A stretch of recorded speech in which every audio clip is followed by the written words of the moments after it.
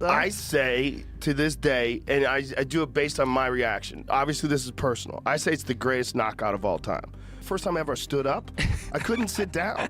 I was standing up. I was just like, oh! I saw that. I saw you stand up. That's the first time I see It was just, what? Unexpected him the last 6 rounds with AJ. In my opinion, he won 4 of them. People will argue that. He at least won 3. I'm a little up, but when you take care of me forever and ever. When Anthony Joshua finally delivered the crushing 6th-round knockout that ended Jake Paul's challenge in their highly anticipated heavyweight clash, Joe Rogan's live reaction perfectly captured the magnitude of the moment. Rogan, who had repeatedly warned about Joshua's devastating one-punch power and the danger Paul was facing, did not hold back as the decisive blow landed. He immediately framed it not just as a fight-ending knockout, but as a moment that could be remembered as one of the most brutal and unforgettable knockouts in boxing history.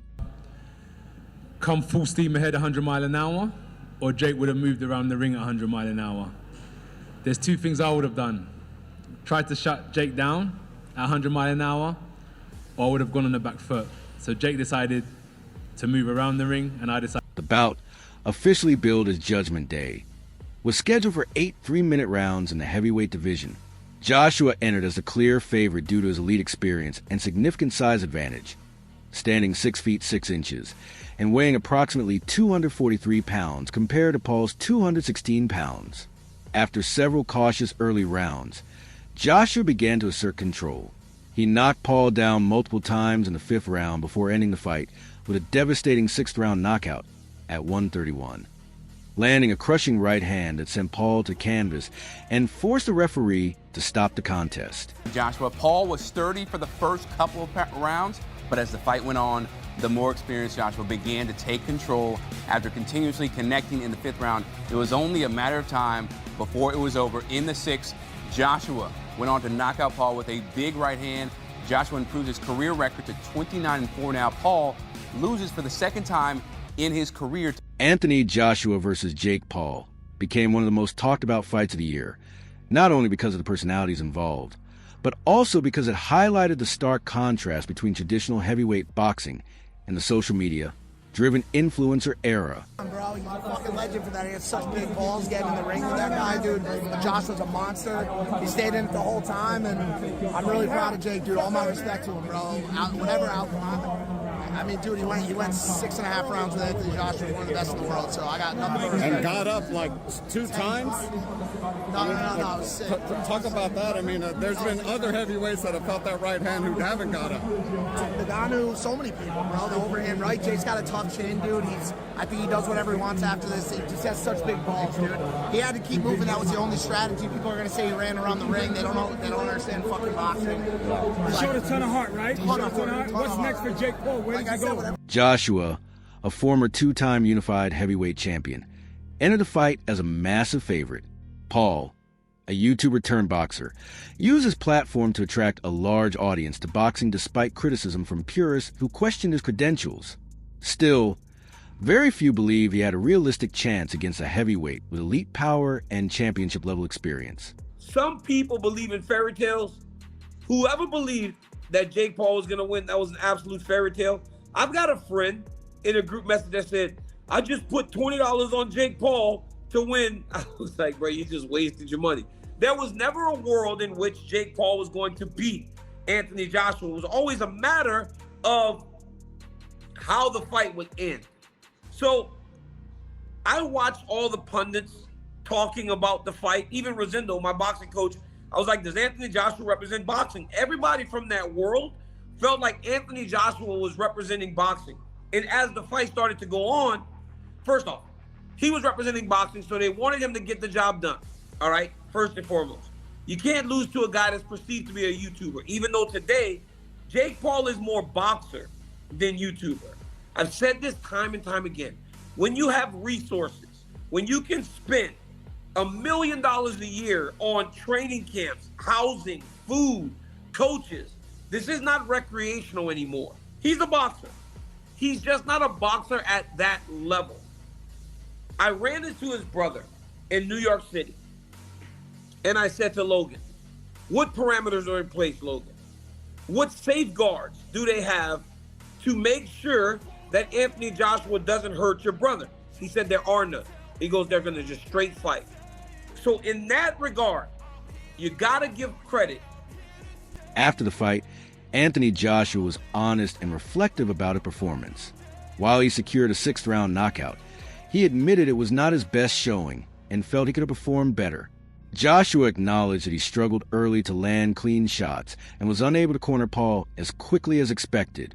He described the result as a win, but not a complete success, emphasizing that he still has room to improve. A lot of things, 100%.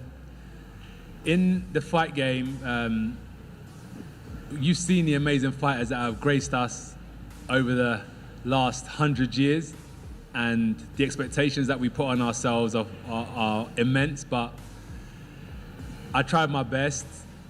Jake done well while it lasted, but if you remember what I said in the interview with Cameron is, fighting's not just physical, it's psychological. And when you understand the psychological warfare, I did say to you is that, Jake, what's gonna happen? I'm gonna see a time when I'm gonna take your soul and you're either gonna give up. Despite the knockout, Joshua made a point of praising Jake Paul's heart and resilience. He noted that Paul showed real spirit by repeatedly getting back up after being knocked down and continuing to fight against a far more experienced former world champion. Joshua added that not many fighters would step into the ring with someone of his caliber, and that Paul's willingness to keep going in difficult moments deserved respect. AJ's won 6 rounds, he kind of dismantled him, he took his time. How do you see it? Yeah, it was a frustrating 2-3 rounds maybe, because Jake was moving so much, holding, but did well, I thought. I mean, I was impressed with him. I mean, I was more impressed with his toughness, because I think that last shot would have knocked out most heavyweights. I mean, Well, he broke his jaw. Yeah, I know, it knocked him out, Knocked but he his was teeth not out. unconscious. You know, I mean, look, he may not come back from, if he has broken his jaw, it's a big injury to come back from. Well, there's pictures of him in hospital right now. Well, listen, you've got to respect him, because he did what many people wouldn't do, which was get in the ring with him. And, you know, he didn't, I know he run and hold, but he also let his hands go at times. And he was in the firing line, and, you know, we got 6 good rounds in the end of actual Is that how work. you see it in the end? Yeah, I actually think it's a positive, because, you know, we could have gone in there and got it all over with 45 seconds. He's done an 8-week camp, and now he's done 6 rounds. He's got something to go. Jake Paul suffered a broken jaw during his 6th-round knockout loss. After Joshua landed the powerful right hand that ended the fight, Paul appeared bloodied and later stated in his post-fight interview that he believed his jaw was broken, an assessment that was later confirmed. Listen to it. I'm just so proud of him. My mom has it. Your brother fought his ass off, man. Yeah, I mean, other heavyweights have taken that right hand and only took 1. I'm just so proud of him. That was incredible. In my view, that was a victory on all fronts. Right. Like, minus the actual victory, obviously, of course, but bro, like, no one expected him to last 6 rounds with AJ. In my opinion, he won 4 of them. People will argue that he at least won 3. No one expected him to last that long. Rolled his ankle, broke his jaw, still fucking fighting, man. Like, that's toughness. You know, most people wouldn't have the balls ever to step in a boxing ring in their life. He stepped in a boxing ring with one of the baddest men on the planet, who's 40 pounds heavier than him and 6 inches taller. That's insane. He's one of the most skilled fighters on the planet. My brother, as a fucking YouTuber, went 6 rounds with him in a fight with a broken jaw and rolled ankle. I'm so proud of him. That was just unbelievable. I saw you talking crap to AJ at one Bro, I point. was trying to get his head. I think I pissed him off. I was just saying fuck that shit. I love AJ. But bro, I saw you going down the fight game. I was talking so much, but I just pissed him off. Then he broke my brother's jaw. Paul leaned into his trademark bravado after the fight, sharing an image of his x-ray on social media that revealed fractures on both sides of his jaw. He wrote, "Double broken jaw. Gimme Canelo in 10 days." Medical scans confirmed that his jaw was broken in 2 places. Paul reportedly drove himself to the hospital for treatment, with doctors estimating a recovery period of 4 to 6 weeks. He continued to post updates, thanking fans for their support. He's just down here, Jeffrey from the Sun. Just to follow up on Jake, he said he broke his jaw in the aftermath. Has he gone to hospital? What's the health update on Jake? Yeah, we think he broke his jaw. He's fine. We met with Netflix afterwards. He took a shower. He drove himself to the hospital. A broken jaw is very common in sports, particularly in boxing or MMA, and I think the recovery time from the doctors and surgeons we've already talked to is. Nikki Sabidarian praised Paul's heart, durability, and game plan, stating that Jake performed admirably against one of the most feared punchers in heavyweight boxing and may have even won a few early rounds. However, Badarian emphasized that the real reason for Paul's loss was not a lack of skill, but the significant size and strength disparity. Joshua's physical dominance steadily drained Paul's energy and allowed the former champion to land increasingly powerful shots, ultimately leading to the knockout. Ultimately, Jake Paul lasted a lot longer than anyone said he was going to, and I haven't seen the official scorecards. I don't know if anyone else has, but I think he might have won a round or two or even three.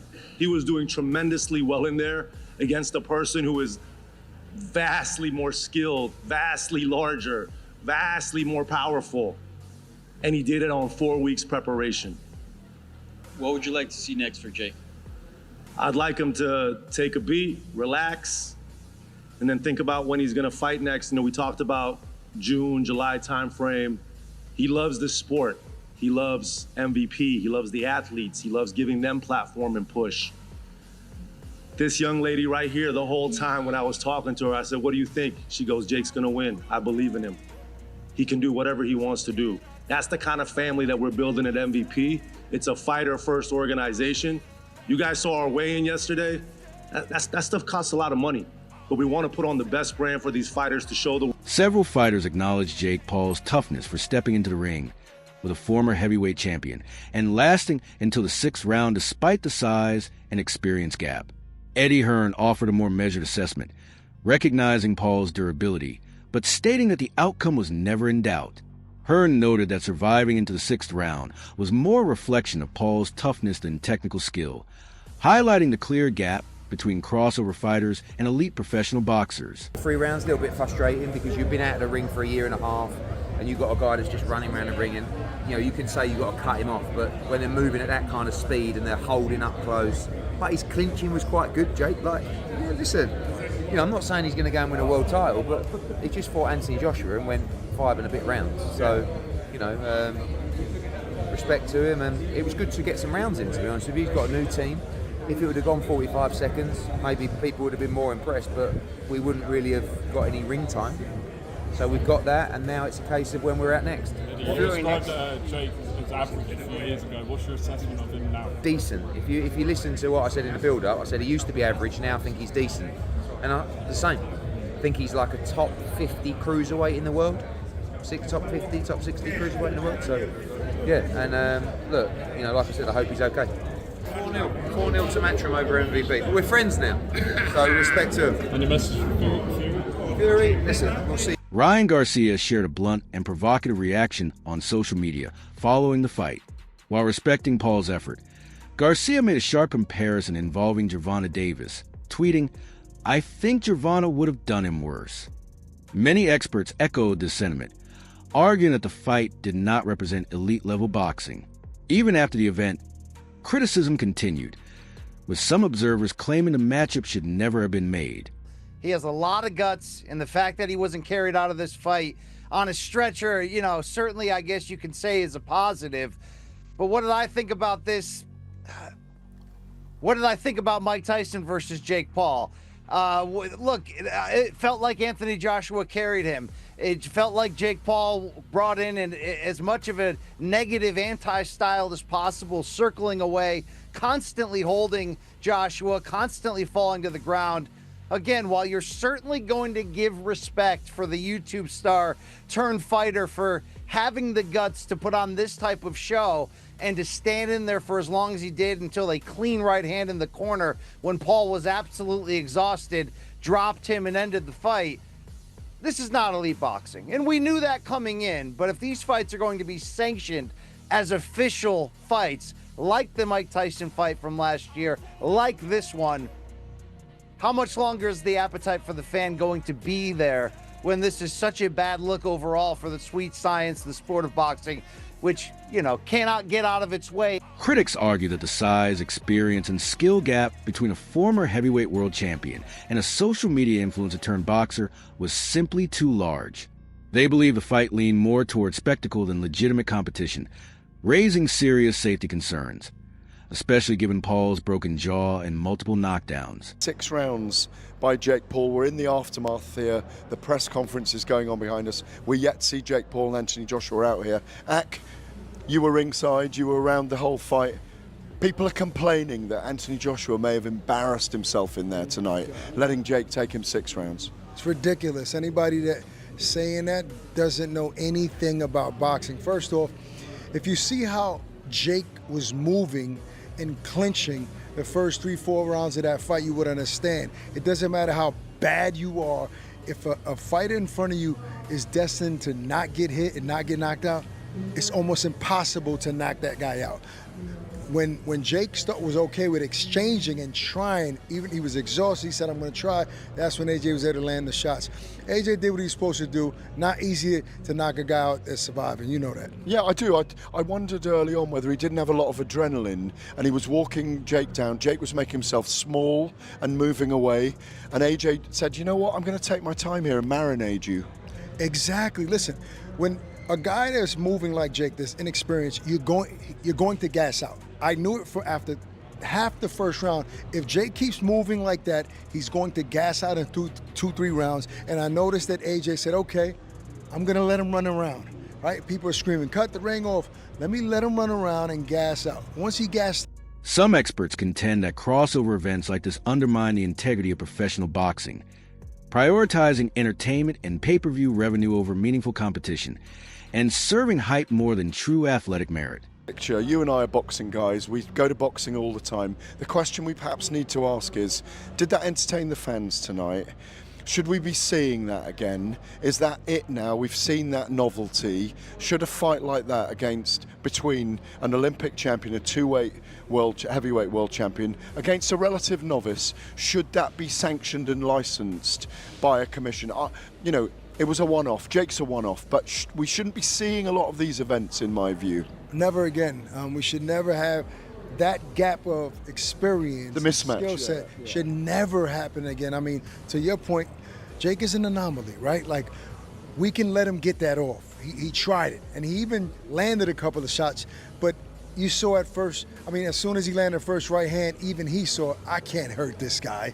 I'm not going to. It was a pebble hitting a tank, is how I've described it. Great description. So I think it's, in some sense, we needed to have this in order for it not to happen again. To get it out of our system. Right. In order for it not to happen again. And look, let's not ignore that there were other fighters on the card who were watched, who were seen from places all around the world.